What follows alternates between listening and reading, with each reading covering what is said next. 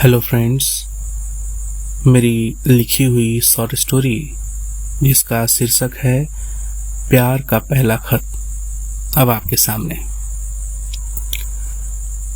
Office से घर जाते हुए मैंने नीलिमा को एक मॉल से बाहर आते हुए देखा। आज नीलिमा को 3 सालों बाद देखकर मैं तो मूर्ति ही बन गया।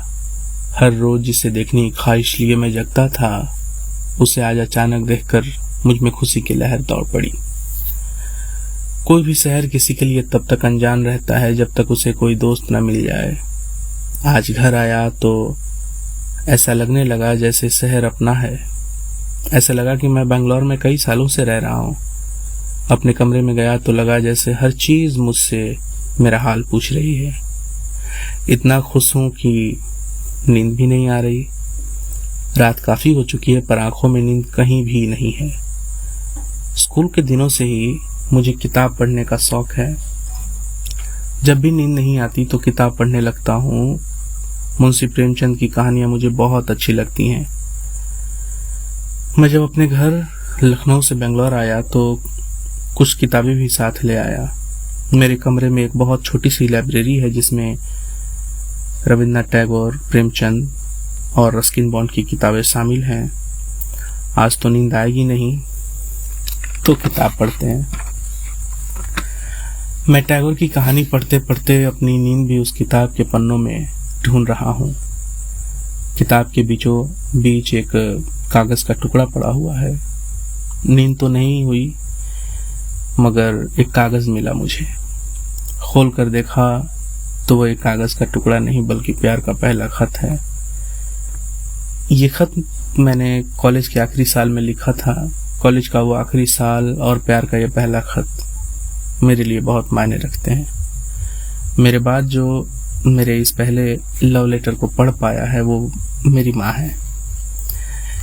मेरी माँ मेरी सबसे अच्छी दोस्त है। मैं उनसे अपनी कोई बात नहीं छिपाता। जब उन्होंने मेरा ये लेटर पढ़ा तो कहा, राजीव, जा इस लेटर को जल्दी उस लड़की को दे दे। बहुत प्यार से लिखा है तूने, उसे बहुत अच्छा लगेगा। वो जरूर तुझसे भी प्यार करती होगी। डर मत, प्यार में थोड़ा डर तो सबको लगता है। तब ये लेटर देने की मुझ में हिम्मत नहीं हुई और तब से आज तक ये लेटर मेरे साथ ही इन किताबों के बीच पड़ा हुआ है। 2-3 घंटे की कच्ची नींद के बाद जब आंखें खुली तो मालूम चला कि मैं जूते पहने ही सोफा पर सो गया था। खत मेरे सीने पर पड़ा था और घड़ी में 8 बज रहे थे। आज शायद ऑफिस के लिए लेट हो जाऊं, पर मेरी पूरी कोशिश रहती है कि ऑफिस सही समय पर पहुंचूं, क्योंकि बैंक में जॉब करना और पंक्चुअल ना रहना थोड़ी सी गलत बात है। दिन भर फाइलों के बीच रहकर भी मैं वहीं खड़ा था जहां नीलिमा दिखी थी मुझे। मैं अपने ऑफिस के डेस्क पर रखे हुए गणपति बप्पा से यही प्रार्थना करे जा रहा था कि फिर से मुझे नीलिमा दिख जाए और मैं उससे अपने दिल की बात कह सकूं। उसे ये बता सकूं कि मेरे दिल में उसके लिए कितनी मोहब्बत है। अब शाम हो चुकी है और घर लौटने का समय भी। कार में बैठ गया हूं और मजरूर साहब का एक प्यारा गीत भी सुन रहा हूं। पहला नशा पहला खुमार, नया प्यार है नया इंतजार। पर ये क्या, मुझे आज उस सड़क पर नीलिमा कहीं भी नहीं दिखी। मैं उस मॉल के सामने आधा घंटा खड़ा रहा पर वो नजर नहीं आई। सिलसिला यही चलता रहा और मुझे वो पिछले 5 दिनों में एक बार भी नहीं दिखी थी। आज ऑफिस में मैं लेट भी पहुंचा और अपने सीनियर से मैंने छुट्टी भी ले ली आधे घंटे पहले। उस मॉल के पास जाकर मैंने पता किया तो पता चला कि नीलिमा वहां एक जॉब करती है और वो पिछले 6 दिनों से वहां अभी तक नहीं आई। मैंने वहां के एक मैनेजर से नीलिमा को अपना दोस्त बताकर उसका पता मांगा। उन्होंने मुझे एक सफेद कागज पर नीलिमा का पता लिख कर दिया। आज रविवार है और बारिश भी हो रही है। नीलिमा का फेवरेट कलर ब्लू है, इसलिए ब्लू शर्ट पहनकर उसके घर जा रहा हूँ। कार से 20 मिनट की दूरी तय करने पर मुझे उसका अपार्टमेंट सामने दिख रहा है। बड़े बड़े लेटर्स में अपार्टमेंट का नाम द ट्रू फैमिली हाउस भी लिखा हुआ है। गार्ड ने मेरी एंट्री ले ली और उन्होंने मुझे बताया कि नीलिमा का कमरा 39 नंबर का है और 3 ताले पर है। हाथ में गुलदस्ता लिए मैंने बेल रिंग किया। चेहरे पर थोड़ी घबराहट के कारण पसीना आ गया। लंबी लंबी सांसें ले रहा हूं और एक बार और बेल रिंग जैसे ही किया तो दरवाजा खुला। जी कौन? की आवाज देती हुई नीलिमा ने दरवाजा खोला। एक तौलिए से अपने बाल सुखाते हुए मुझे देखे जा रही थी। मैंने बहुत धीमी आवाज में कहा, मैं राजीव, लखनऊ यूनिवर्सिटी में हम दोनों साथ पढ़े थे। ओह, आप वही राजीव है ना जो एक बार कॉलेज ट्रिप में हम सबके साथ थे? नीलिमा ने यह बात हल्की सी मुस्कान लिए मुझसे कही। आइए बैठिए, मैं अभी आपके लिए चाय ले आती हूँ। ऐसा कहकर नीलिमा ने मुझे घर में आने की इजाजत दी। चाय की जरूरत नहीं है, एक गिलास पानी भी चलेगा। ऐसा कहकर मैंने चाय पीने की बात टाल दी। नीलिमा किचन में जाकर एक प्लेट में बिस्किट और ग्लास में पानी लेकर आई। तब मुझसे पूछा कि कहिए कैसे आना हुआ और आप बेंगलोर में नौकरी करते हैं क्या? हाँ, मैं यहाँ बैंक में जॉब करता हूँ, मैंने उससे कहा। आपके कुछ दिनों पहले मैंने मॉल के बाहर देखा, फिर कई दिनों तक वहाँ आपको देखा नहीं, तो वहाँ के एक सीनियर से मैंने आपका पता मांगा और आपसे मिलने यहाँ तक आ पहुँचा, मैंने नीलिमा को कहा।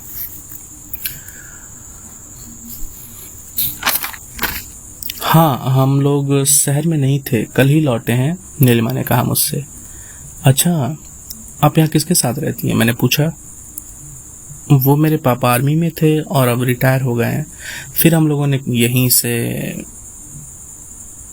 सेटल होने की कोशिश की और अब हम बेंगलोर में ही बस जाना चाहते हैं। ओह अच्छा। एक कमरे से नीलिमा के पिता निकले, लंबे, गोरे और बिल्कुल फिट। देखते ही मैं यह समझ गया कि ये नीलिमा के ही पापा हो सकते हैं। ओ, कौन है बेटा? नीलिमा के पिता ने पूछा मुझसे। ये राजीव हैं, मेरे कॉलेज के एक फ्रेंड। ओह अच्छा, बेटे आपने चाय पी? उन्होंने मुझसे पूछा और आकर मेरे बगल में बैठ गए और मुझसे बात करने लगे। 2 मिनट के बाद जब उन्होंने कहा, नीलिमा, तुमने मिस्टर राजीव को अपने रिंग सेरेमनी में इनवाइट नहीं किया था क्या? पापा, राजीव से मेरी मुलाकात आज ही तो हुई है, मैंने शादी में जरूर बुलाऊंगी। नीलिमा और उनके पापा के आपस की ये बात सुनकर मैं तो सुन पड़ गया। मुझ में एक समंदर जो नीलिमा की मोहब्बत का था वो अचानक खामोश, बेजुबान हो गया। आप आओगे ना मेरी शादी में? नीलिमा ने हंसते हुए मुझसे पूछा। मैंने दूसरी तरफ देखकर एक झुटकी मुस्कान भरी और हाँ कह दिया। अगले मंथ की 24 तारीख को मेरी शादी है, आपको आना ही होगा।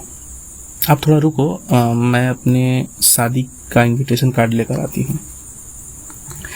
ऐसा कहकर उसने अपने शादी का इनविटेशन कार्ड मुझे दिया। मुझे लंच के लिए इनवाइट भी किया नीलिमा ने, पर मैंने मना किया, ये कहकर कि अभी मुझे एक काम के सिलसिले में कहीं जाना है।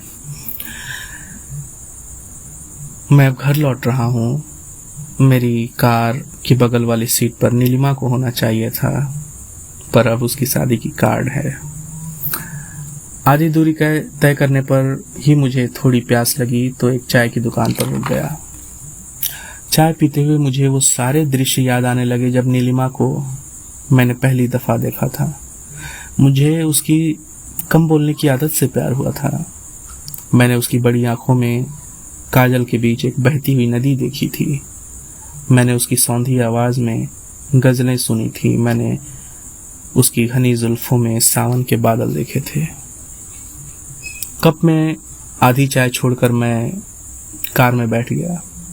घर आने के बाद मुझे एक दोस्त की जरूरत महसूस होने लगी जो मुझे इस हाल में कसकर गले लगाए, जो मुझे मेरी मोहब्बत की अमरता का प्रमाण दिखाए, जो मुझे नीलिमा कि मोहब्बत को अंत तक जीने की कला सिखाए। पर अफसोस मेरे अलावा इस कमरे में मेरी एक परछाई रहती है, वो भी मुझसे तभी मिलती है जब मैं ऐनक के सामने जाता हूँ।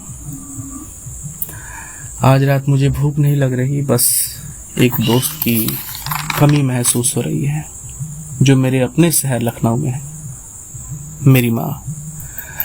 हेलो, कैसी हैं आप? फोन लगाकर माँ से मैंने पूछा। ठीक हूँ बेटा, तू कैसा है? मैं भी अच्छा हूँ माँ, बस आपकी याद आ रही थी। तो तूने कुछ दिनों की छुट्टी लेकर यहाँ क्यों नहीं आया और अपना ट्रांसफर भी यहीं करा ले तू?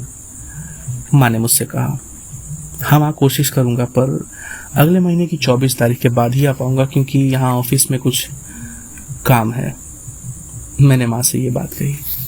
चल ठीक है, अपना ध्यान रखना। और सुन, आज खाने में तूने क्या बनाया है? माँ ने पूछा। आज रोटी, पनीर और मटर की सब्जी और थोड़ी सी दही भी है। ये झूठ कहकर मैंने कॉल रख दिया। नीलिमा की शादी के इनविटेशन कार्ड पर मुझे अपनी हार नजर आ रही थी। मोहब्बत में देर करने का एक दर्द मुझे हो रहा था, पर मेरे दिल को इस बात की खुशी भी है कि मुझे प्यार नीलिमा से ही हुआ और हमेशा रहेगा।